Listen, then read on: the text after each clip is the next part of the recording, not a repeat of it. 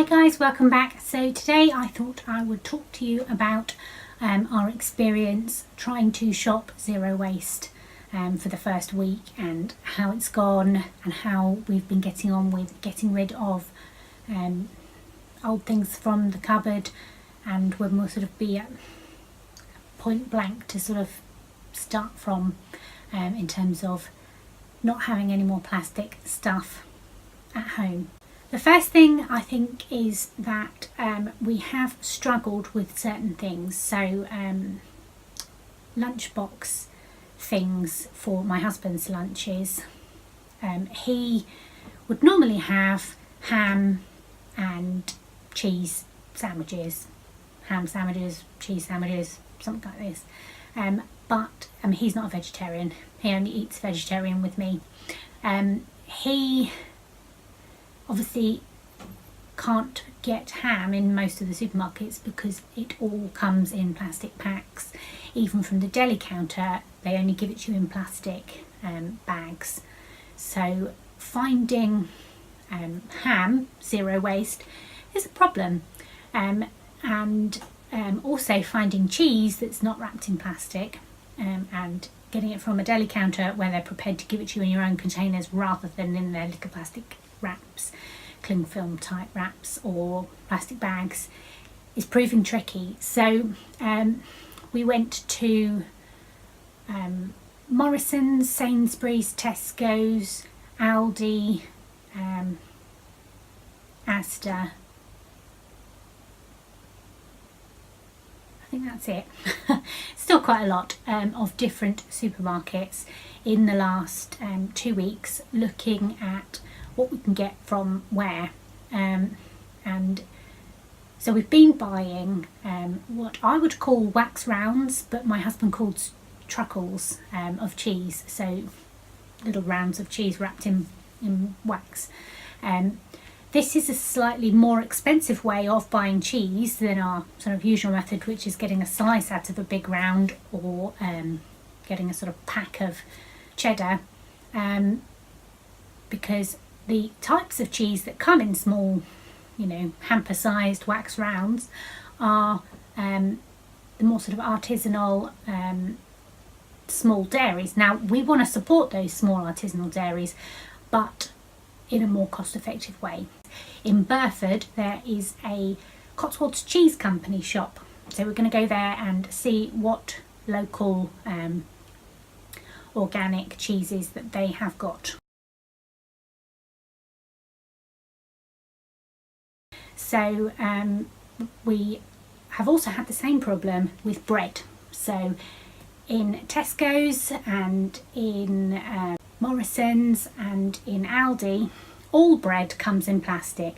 There are basically no exceptions to this. Even if you go to the bakery and get a fresh loaf of bread from the bakery, it comes in plastic.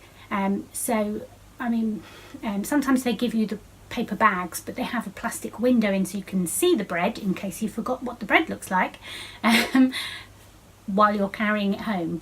So I don't understand this. You will suddenly start to see little plastic windows so that you can see your food in every piece of packaging. Why do we need to see the food when we're buying it? Why can't we just look at a picture of the food on the packet, or just remember what pasta looks like, not actually need a little plastic window to see the pasta? Why can't we just have a picture of some pasta, or just rely on our knowledge of bread and what bread looks like without having to be able to see through the paper bag? It's very strange, but you'll start to notice it everywhere when you start trying to shop zero waste, so it's one to look out for. So bread and cheese have been our two hardest areas for just everyday life shopping in the last couple of weeks. Other little things have been things that I keep a very stocked pantry. It's part of how I live frugally and how I shop frugally and how I cook frugally, and I stock up on whole foods. So we tend to eat a lot of pulses and beans and things like that, because obviously I eat vegetarian, and when I'm cooking for me and my husband, or when he's cooking for both of us, we always eat vegetarian. So these are the sorts of things that we have. But as I'm coming to an end of something, I'm realising I can't stock up without getting it wrapped in plastic. And this goes everywhere. So I've been to all the health food shops in Whitney. I've been to, look up and down at the delis and things in Burford. I've been in all the big supermarkets, looking in their free from aisles, in their Whole Foods aisles, in with just their regular stuff aisles. I've spoken to staff in the shops and I've had a real hard time tracking down seeds, grains and pulses not wrapped in plastic. Just doesn't happen. A couple of places I have seen green lentils in tins, and that's about the extent of it. We don't really eat green lentils, we eat red lentils.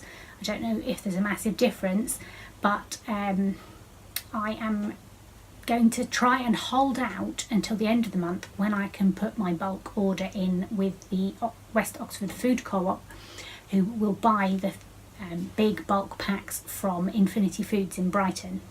So as I understand it now, the setup is that there's a WhatsApp group and people on there will sort of say they want to get such and such, and will split the big packs down between them, so that they just get the one big bulk bag of lentils or whatever, and each person takes their share of it. So I'm going to put my order in for that instead of buying them. So in the meantime, I'm just, every time I finish a supply of something, I'm just waiting to be able to stock that up at the end of January, plastic free, or at least the least plastic that I can manage. There are other things like in my snack video, I'm talking about popcorn, but I haven't got any popping corn kernels at the moment, and the only way I can get them is wrapped in plastic. So I can get them from the Infinity Foods company through the West Oxford Food Co-op. I'm waiting for those as well. So popping corn kernels, split yellow peas, split green peas, red lentils, all sorts of things, pearl barley, arborio rice, paella rice, all the sorts of speciality things, but also the bulk day-to-day things like pasta and rice, just long grain rice or brown rice or any type of rice. You can't get any of these things unless they're wrapped in plastic at the supermarkets, and I've been to a lot of different supermarkets trying to find them and just coming up empty. I've also been to all of the health food shops, but everything they sell is pre-packaged and in plastic, and that's really disappointing because I come on YouTube and I see all these people who have access to these bulk Whole Foods in their health food shops, and they go in and they just fill up their canvas bags and go out again, and that would be so much easier, but that's not what the reality is for us. We're going to have to do it the hard way, and that sucks. But I think once we have got into the swing of it and we know what we're doing a bit more, it will probably, hopefully, feel a bit easier to do it. So the two big areas, I think, one is if we run out of something, it's difficult to get it. You can't just pop to the shops and pick it up. So example of this, if I bought some sweets the other day from the sweet shop in Burford, the old school sweet shop, and my husband was digging into those quite voraciously, as was I, and now we're out. But because we carpool and because my husband works full-time and I work part-time at the moment because of my health, he's got the car, so I can't just pop over to Burford and pick up some more sweets, and by the time he's free at the end of the day, the sweet shop's closed. So trying to coordinate getting restocks of things, I think, is going to be a bit trickier. We need to be a bit more like my mum was when we grew up.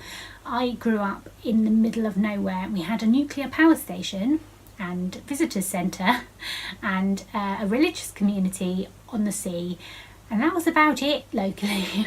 I don't think there was much around outside of that, I mean, there were local village things and so on, but you know, big business and things didn't exist where I grew up. And the local shop was the post office, and it was open when it was open, and then it was closed, and it's closed down now and is run by the community for the community, which is great, but that means that it's only open when there are people free to man it. So that kind of a rural community works in a complete different way, which is how I was brought up, which is that you do your big bulk shopping and you go and you buy everything you could possibly need, and you figure out how to store it so that it doesn't go off, but that you've got it there just in case you run out. You don't shop the way that we have been used to shopping in the past few years when we were living in Reading, which is just that you don't bother worrying about it because you can always pop to the 24-hour shop and pick something up. And there are always shops open in Reading, so even at 2 o'clock in the morning, if you suddenly decided what you really needed was a bag of crisps, you could just go and get some, and it wasn't a problem. So I need to re-educate myself into the way that my mum did the shopping when we were kids, in that you shopped and you stocked up. And I do some of these things, and I have definitely been doing some in the last year or so since we moved here, just to bring the cost down, and because it's easier here because we don't have access to those 24-hour shops. But even more so with the zero wasting, I think we are going to have to plan ahead and cover all bases so that we don't come up short. And I think there's also a thing of that you just do without. You know, we can't get to the sweet shop in Burford, so for the next couple of days we're just not going to have any sweets, because that's the option that we've got for zero waste sweets, and if we can't get there we can't have sweets, and that's that, which is a willpower test. And we'll see how good our willpower really is now. Yeah, so snacks, sweets, chocolate, junk food, those are the hard parts. We eat a very plant-based whole food diet, so it shocked me just how many things that there are that we've suddenly given up that I hadn't even really noticed we were eating, but that when you can't buy them because of their packaging, you suddenly realise just how many things you eat that are processed that you've never noticed before. And you've been tricking yourself into thinking that your diet's pretty good, and then suddenly it's like, oh, and those, oh, and those, oh, and those as well. Yeah, I suppose, you know, if you're being pernickety, then yes, those things too. And you suddenly start to realise just how much processed junk food you have around and don't even see that you're eating, which is quite scary. So it's been a bit of a wake-up call. It's been an interesting couple of weeks. We have been working our way through a lot of the immediate expiry date items from the fridge and pantry, things that you know, were going to go out of date soon, and we've just been finishing up. There are still a lot of plastic things in the pantry, and there will probably continue to be a lot of plastic things for years to come. For example, in the baking cupboard in the kitchen, where I've got food dyes and food flavourings and activated yeast and things like that, we're not going to get through so much of that that's going to be immediately gone and done and walked away from. In the pantry I've got things like bags of quinoa, bags of couscous. I've still got some plastic bags of store-bought pasta. We've still got a whole load of orange squash bottles that we stocked up on before Christmas. So there's a lot of big, scary plastic things around the house, and there will continue to be big plastic things around the house for years to come. I think also it's very tempting to get rid of stuff and go and donate it because it's not zero waste, it's plastic, when actually you're still using it and it's perfectly good, and there's no reason why you should go and donate it, apart from the fact that you don't like looking at it because it's plastic and you don't do plastic now and it doesn't fit with your mindset. And I think that's something that you need to nip in the bud and say, no, I'm going to use this until it is absolutely worn out, and then I will get a zero waste alternative version of it. The other thing we really struggled with from the local shops was toilet paper. Every single shop I've been in, I have been up and down the toilet paper aisles. I've been in pound shops, I've been in all the major supermarkets, I've been in the health food shops, I've been in all the places I could possibly think of where you could buy toilet paper. I also looked up the hotel chain toilet paper option that Bear Johnson talks about in her book. None of these came up good. I have ordered 48 rolls of toilet paper in a big box from a company called Who Gives a Crap, who donate a large part of the money from their sales of their toilet paper to building toilets in parts of the world where they don't have access to hygienic sanitation, which is obviously a great cause in and of itself, but they also do 100% recycled toilet paper, and they package it in cardboard and paper, not in plastic. That's the whole point. So I will see when I get my big box from them, which should be probably tomorrow, if it's really as good as it seems, but I'll keep you posted on that one. So obviously we're going to have to find somewhere in our tiny house to store 48 rolls of toilet paper, which is another issue that we're having with zero waste. Is the idea of bulk buying things is sound, except we've got nowhere to store the things that we would bulk buy. So I could go to Suma, S-U-M-A, or Infinity Foods, or any of these big Whole Foods sellers who sell in bulk, and buy 5 kilos of rice, or big sacks of pasta or whatever. Sure, but I don't have anywhere to put them in my house until we use them, so it's not really a viable option for us.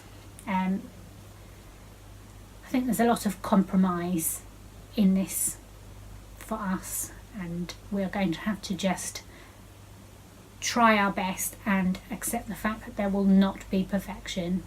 So at the moment in our recycling bin there are a couple of paper yoghurt pots that are recyclable. There is not a lot else in the recycling box at the moment, really. I've put all the paper bags from our sweets back into a thing in the kitchen so that we can put our snacks in, homemade snacks for lunch boxes and things, because those paper bags will be fine to reuse. So things are just sort of ending up going back into use rather than into the recycling at the moment. The food bin is full again, and I've already emptied it once this week, so we are definitely throwing most of our food waste into the food bin and not into the dustbin, although the only thing that's currently in our dustbin is food waste, which is some orange peels from my husband last night. Had his satsuma and obviously threw the peels into the dustbin, not into the food bin. So we're doing well in terms of the food bin's not full of stuff. We emptied both bins a few days ago, so we're sort of starting again for this week, and it's definitely a notice drop from last week. Last week we were still using up a lot of the soon to be expired things in the fridge and in the pantry, and the recycling was full up and the dustbin was full up. This week it's just not filling up. So we'll see how that continues. It seems good, I'm feeling good, but we'll see. We're also trying to find uses for strange things. So the wax that comes from around the cheese, we're recycling that at home, and I am making wax freezer bags. I'll put a link to that video. But I've currently got a jar full of wax bits ready to use, so I'm going to make up some more freezer bags.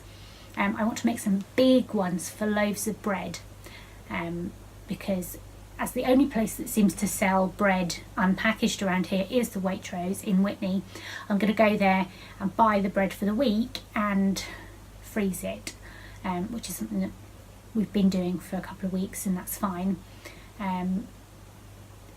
I would also bake bread and we'll freeze that. I tend to bake rolls because it's more fun. I don't know. Yeah, I'm not so great with the old loaf tins, so I think I'd prefer to bake rolls where you just make a little ball and it's easy, no fuss. So yeah, that's been the first 2 weeks of zero waste. It's been difficult, it's been interesting, it's been a massive learning experience, it's been eye-opening, and